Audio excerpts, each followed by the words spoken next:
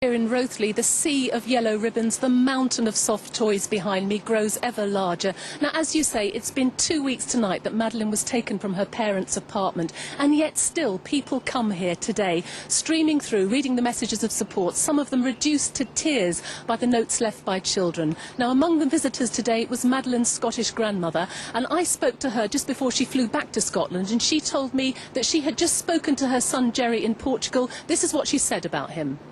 Feeling a lot brighter and better in his voice, and I think us being here with the family and the fund starting, that's uplifted him, and his doctors from the hospital, especially Doug Skehan, who's his immediate boss, he's been just wonderful.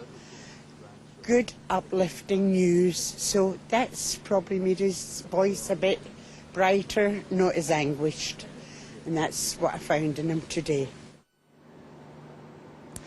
Well, that's how events here are buoying up the family in Portugal. But I'm joined now by Madeleine's great-uncle, Brian Kennedy, and he's going to tell us about the Fighting Fund. What's been the public's response to it, Brian? Well, it's been very good so far, but a lot of people have said they're not quite sure how they can give money. So, may I tell them? Yes, very briefly. Right, very briefly. You can go into any branch of the NatWest or the Royal Bank of Scotland and just say that you would like to make a contribution to the Madeleine Fund. But tell me, Brian, about all the people that have been coming up to you today, just literally stuffing money in your hand. Yes, they have. It's very touching, very touching. I would just say this is not an appeal.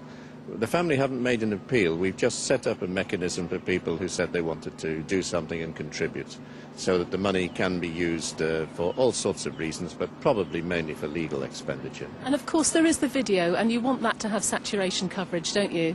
We do. It's gone out and it's very widespread already.